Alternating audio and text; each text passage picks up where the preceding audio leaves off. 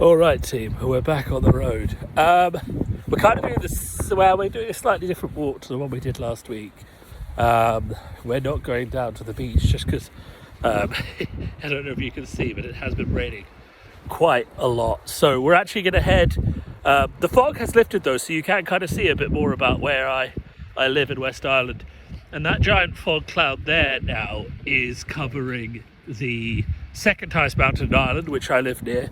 And you can go up in it's 3 or 4 hours. It's only 800 meters high, so it's not super large, but you can kind of get a grasp of sort of where I spent my summers when I grew up. I didn't live here when I was growing up, but kind of get a grasp of the sort of views and scenery. I mean, if I had the car and things like that, I'd take you out further, but as a bit of a Christmas message, I think this is as Christmassy as my Christmases get. You know, I never really had that rain and, you know, that kind of I never really had that snow or that kind of like white Christmases, you know, that kind of thing. Sometimes we'd go up onto that mountain, again, mountain for reference, you can't see it because it's all fog, but if you could, you'd be seeing a reasonably high mountain.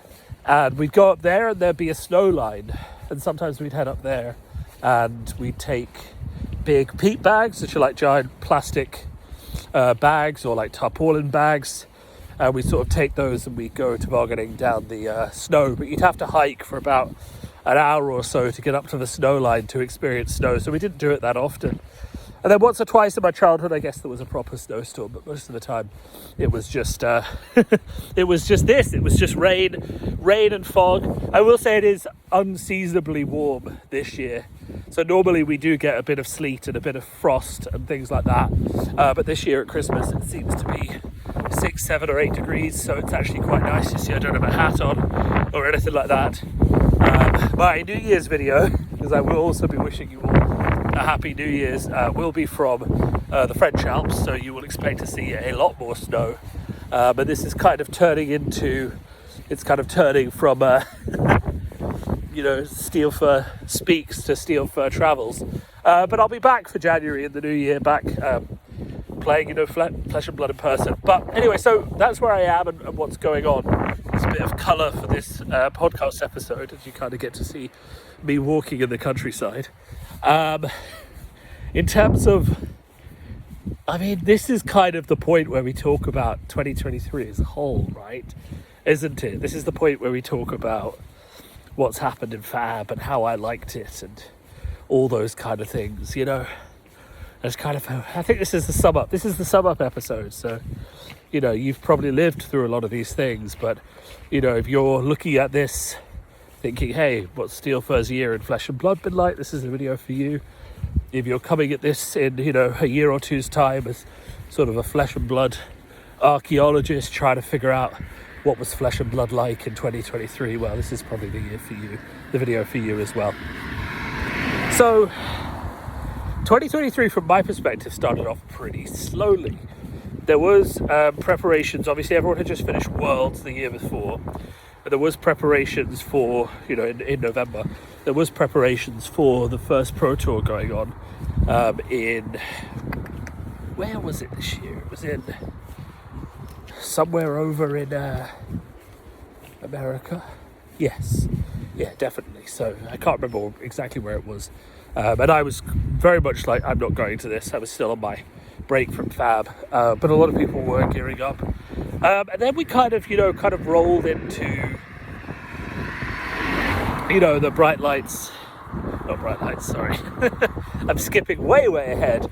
But things kind of continued, you know, I was in a bit of a weird place with the game. And, you know, I'd kind of just run out of energy on a lot of things just due to a lot of projects going various ways. So I was kind of just sort of looking at myself being like, well, how do I redefine my engagement with the game? Do I still enjoy it? Do I still try and be competitive? Just got to keep an eye out for cars and things. Or do I, you know, start taking it more casually? And there was even a point where I was like, well, do I quit the game because I don't have the time to play it as much as I'd like? And also, you know, things like once you take a break from the channel, YouTube is very much like, what are you doing? No views for you, no more recommended. This is just a really nice river. You kind of see the reed bed now, and the valley, and all that kind of stuff. But YouTube is very much like, there was a bit of a, do I pause the channel, do I stop doing videos, etc., or do I double down and start doing like way more complicated videos and trying to carve out a bit more of a niche? And in the end, the decision was, I think around March or April, the decision was actually just go, just do what I've been doing. Like, don't redouble down on the channel, don't put in loads more work or effort, because I don't have the time and it's not my second job. Just keep doing what I'm doing, these talking videos, a couple hundred people enjoy watching them. Every so often I do the thing that I think really the game needs. I mean, there's a lot of people making content about how to play the game very well, and there's a lot of people making content about how great the game is. But, I think there is always a need and a demand for a certain amount of independent, I'm going to say what I think needs to be said. Sometimes I get it right, sometimes I get it wrong, but there is attempting to be unbiased commentary on the state of the game, what we're doing and where it's going, and I don't want to think my criticism is ever without flaw, or I don't want to think ever that my criticism is necessarily perfect or always right. But the whole point is, when stuff is going on, I don't believe there should be a cloak of silence or a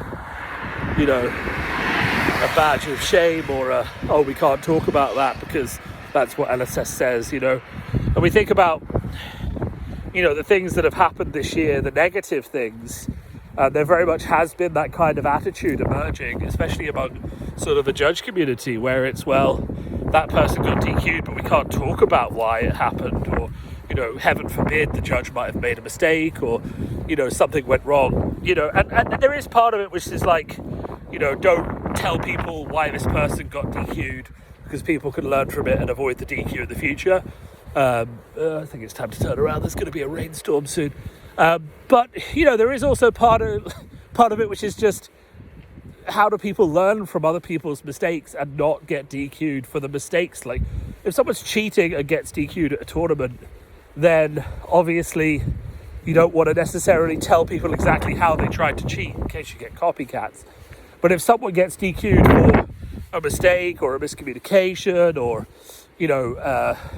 a deck error or a gameplay error, that's the sort of thing that really should be shouted to the high heavens, because, other people can learn from that. And I think if someone gets DQ'd because a judge made a mistake, I think that's actually kind of important to acknowledge. I'm not saying you should put the judge's name out there, but I think accountability is one of the core tenets of something that keeps any sort of judge or judiciary system independent and fair. And accountability to the people who they are judging is one of the core tenets that keeps people fair, and also just a bit of transparency as well on the sort of judges that are being hired to do different events and what their qualifications are and things like that. Like, I have been told numerous times by other people and some judges, mainly from America, but also from some places in Central Europe, that like the rules are the rules. LSS decides the rules. We don't question them, and judges need to be protected and are sacred, and are obviously doing things the way they need to do them. And I'll just say fuck that. Like, there you go, my one swear. I'm just gonna say fuck that. Like, every single big judge decision should be questioned. Every single rules question should be debated. Every single, if a judge, if judges are making mistakes, the players have every right to know. So like, that's my my final thoughts on this. And I, as I said, when I was thinking about do I cancel the channel, I was kind of looking around and saying, is anyone else actually, asking those hard questions? And, maybe there's one or two people who are, but I don't see a lot of it. And I thought, well, maybe I won't get all the views all the time. Am I okay with that? Yes, because I'm not making the super polished videos. I'm recording from my phone, literally in a field. I mean, this is a field. It's a marsh field, but it's a field. I'm recording from my phone in a field. And you've got people doing complicated things and things like that. And that's fine.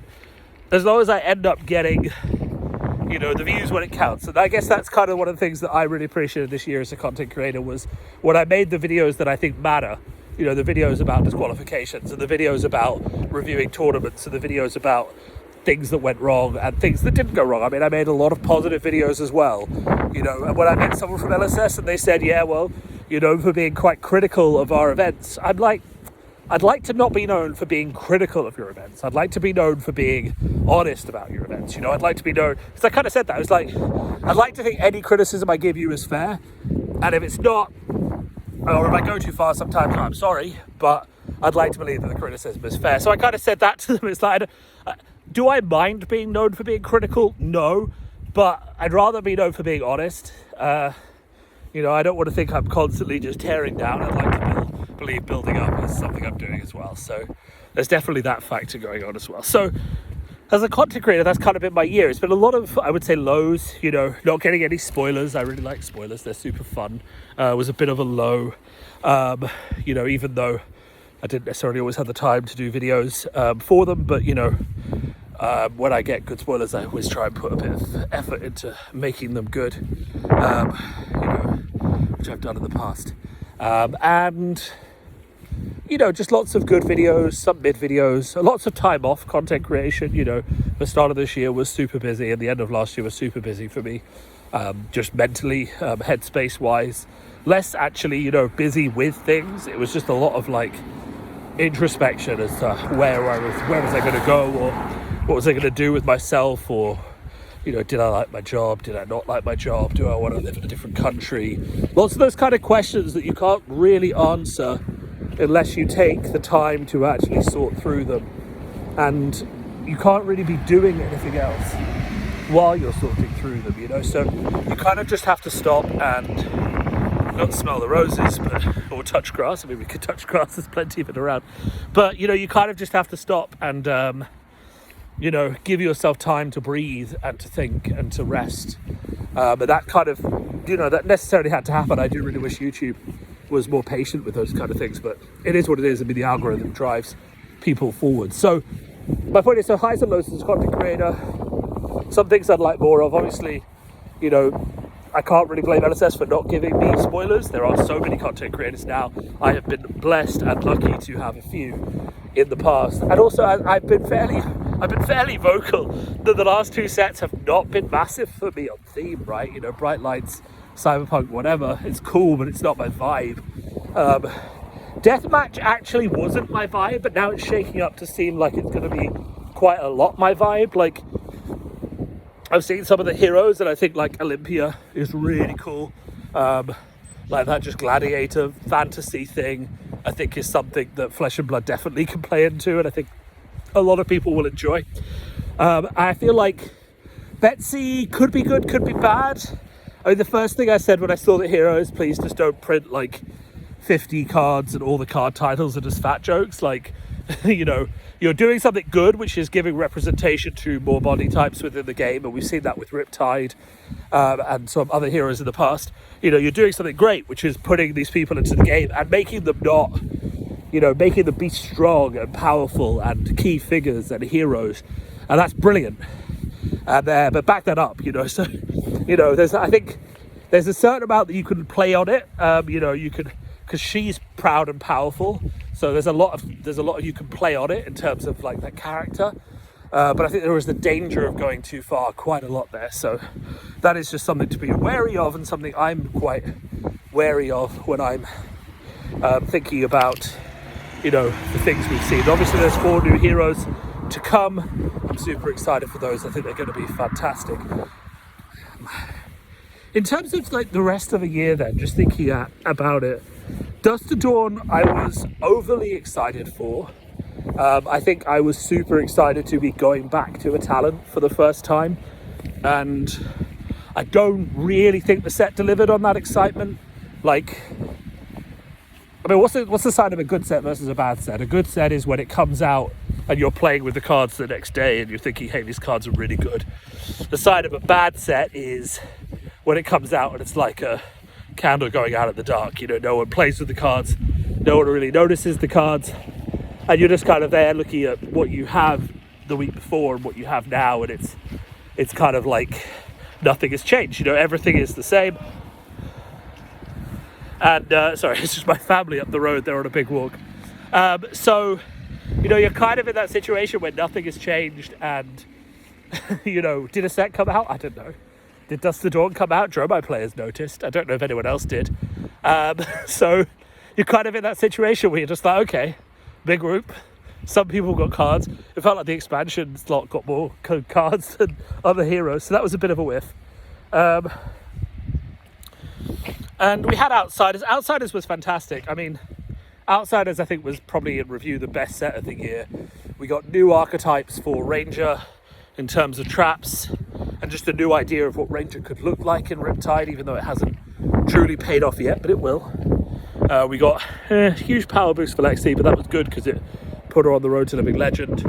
It brought Dromai into the view as sort of the good counter, and you know, we've actually had a very good meta game for a lot of this year, and I think Outsiders Limited was good too, so we kind of had the benefit of that. So really, I mean, I go hard on Dust to Dawn just not being and making as much of an impact. I will say that part of the reason that happened was that the meta was quite healthy and stable, and of course the presence of the old Living Legend heroes. So, you know, the game was still fun throughout the year, even with the failure of Dust to Dawn. So it's not entirely so bad as to say Dust to Dawn was terrible and it messed with the game, because actually the game was still good even when Dust to Dawn was bad. So, you know, so bad is the wrong word. I mean, Dust to Dawn will show its teeth in the future when they start depowering the game, but ultimately that's kind of where we are. So, you know what I mean? The finish off this year, Bright Lights was fun. The emphasis on sealed, I don't know. That's something to be looked at in retrospect. The set itself, kind of cool, but I think, you know, it's been said we're not getting another single hero set for a while. I think I understand why. Anyway, my walk is over. Thank you for joining me on these thoughts of 2023. I've been out for a while, just having a bit of a chat. And yeah, that's it. I'm going to get in now because I think it's going to rain. Whenever there's fog, there's the potential of rain. And when you live this close to the coast, it just kind of happens. But that's it. As I say, thank you for joining me on this walk. I hope the views have been nice. It's a shame I can't give you more of them on a sunny day, but this is what we've got. And yeah, you know, tell me about your year in Fab in 2023. You know, what were the highlights? What were the lowlights? As a reminder, my inbox is always open if you've had sort of drama or friction with people and you want to talk about it. I'm not going to necessarily publish it unless it's relevant for more people. But there we go. All right. I'll talk to you all soon, and bye.